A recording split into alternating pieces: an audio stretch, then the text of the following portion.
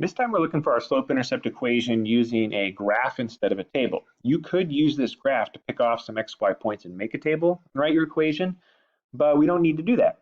So remember, there's just those two things you're looking for, the slope and the intercept. So the m, the slope, and the b, the y-intercept. And just like with a table, the first place I would go if I was doing this, because not only is it a good jumping off point to start finding the pieces of the graph that you need to write the equation, but if it was a scenario like this was, a problem like the problems in investigation 1, usually that y-intercept is also an important starting point. So the first place you want to go on these is the y-intercept. That's going to give you that b value. So I'm going to do those in green. So you're looking for this point right here. So this point is 0, -2.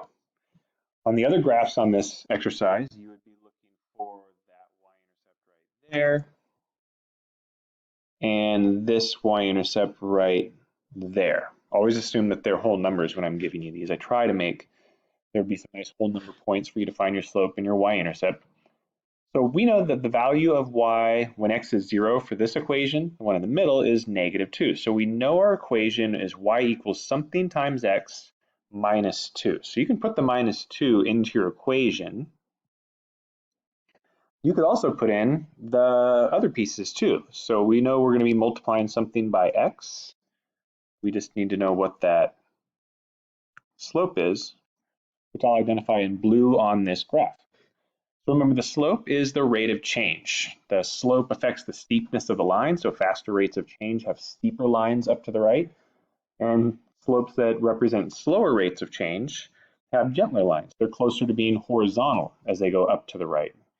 And if our rate of change is negative, so as x increases, y decreases, like the rate of COVID infections when social distancing was leading to a decrease in infections, that negative slope means that when x increases, like when time goes by, this other thing decreases, like the infections goes down. So it goes down to the right, would be a negative slope, a negative m value. Just like with a table, all you need for your slope are 2 points. And so since we're already looking at the y-intercept, I always use that point as my jumping off spot. I'm going to use that point. And then I'm going to go up the line to the right until I hit the next nice whole number xy coordinate point. So I'm looking for a place where this line crosses an intersection of grid lines. So if I go up to the right, the next place it looks like it does that really well, it's supposed to. I try to make this graph really carefully so that it has a certain slope. The next point where it crosses a nice whole xy value is right there. So notice from one point to another, I'm going up and over. I'm going up 3, and I'm going over 4. If I kept going up the line, notice I'd hit another one right here. Nice whole number intersection. Again, all of the xy points along this line make the equation true, the equation I'm trying to find. We're just using nice whole number xy values because it makes it easier to find our slope. But notice between that pair of points, it also goes up 3 over 4. Another thing I wanted to point out though is remember, just like in a table, you can use any 2 points and you'll get an equivalent rate. In this case, an equivalent rate to 3 over 4. So notice if I was to go all the way from my y-intercept out to that second point, I would go up 6 over 8. Notice 6 over 8 is equivalent to 3 over 4. It simplifies to 3 over 4. So it doesn't matter what 2 points you pick, they're always going to have that same ratio. When you write it in its simplest form, you're always going to get 3 over 4 for this particular pattern. So we can finish writing our equation now. Y equals 3 over 4x minus 2. So looking back at our graph, remember what that means is every xy point on that purple line is a point where if I multiplied the x value by 3/4 or 0.75 and then subtracted 2, I would get that y value of that point on the line. Now, just like the tables, I didn't make an answer key for these because you're going to use Desmos to check your answer key, because I think you get more information from checking it that way because you can see which part of your graph is correct and which part of your graph might be incorrect. And so to use Desmos to check these, all you need to do is write the equation in to Desmos and make sure that the line that Desmos graphs matches the line that you use to write your equation, the line from this worksheet. So you want to make sure it has the same intercept at -2, and that from point to point it goes up 3/4. So you could also make sure, not only does it go through the right y-intercept, but maybe this other point that we use to find the slope, that's at 4, 1. You want to make sure that that point is also on the line graphed in Desmos. See if we did this right. So in Desmos, you can just start typing, or you can use the keyboard that pops up. I'm in tablet mode, so I'm going to do that, and I'm going to type in y equals. And to do 3/4, I'm going to do 3 and then use the divided by 4 symbol. And then just when you put in your x over in the place where you're entering the equation, make sure you're not down there with just the 4. You want to do 3/4 times x, not 3 divided by 4 times x, which is different. So make sure you click your cursor so it puts the x out in front of the 3/4 like that, not just down with 4. And then my y-intercept is -2, so 3/4 x minus 2. So notice now, look at my graph.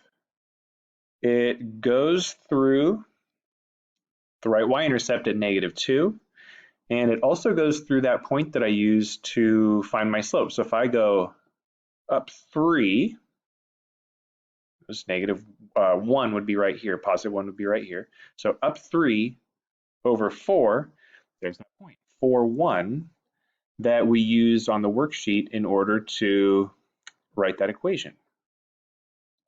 And also just visually, when you take a glance at it, it looks right.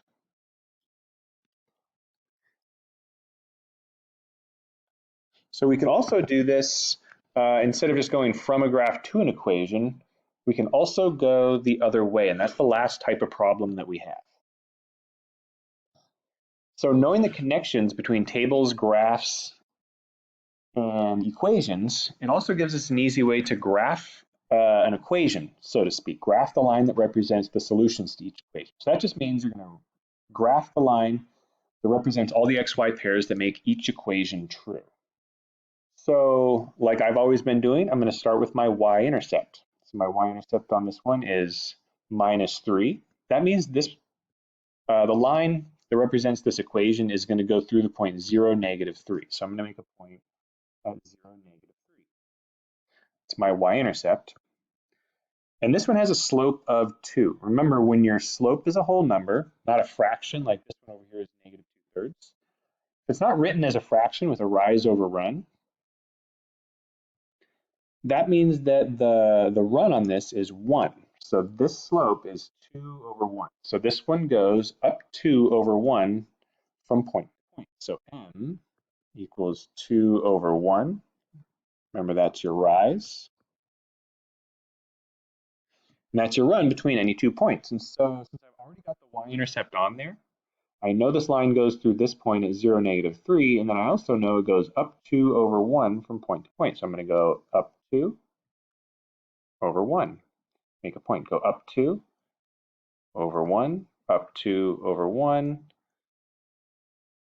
You don't have to do it all the way across. And then to finish it, since I've already established where my line is, you can just use a ruler to graph the solid line that includes all those points. It's going to look something like that. Notice I didn't just go through the points that I graphed. I went all the way from one edge of the graph to the other, because this line that I just graphed, every single xy value on that line represents an xy pair that makes the equation true.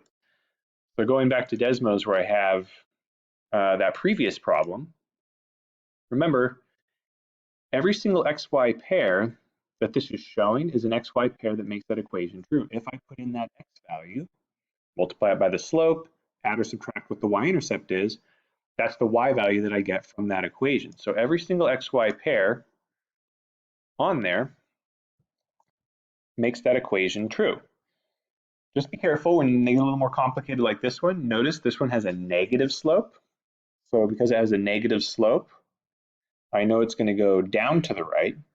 It has a y-intercept at 4, so I know it's going to have a y-intercept above the origin. So this one's going to look something like that. That's my prediction. It's not super steep because the slope is 2/3, so it's less than 1. It's negative, so it goes down to the right. And the b value is +4, so it crosses the y-axis up above the origin, and the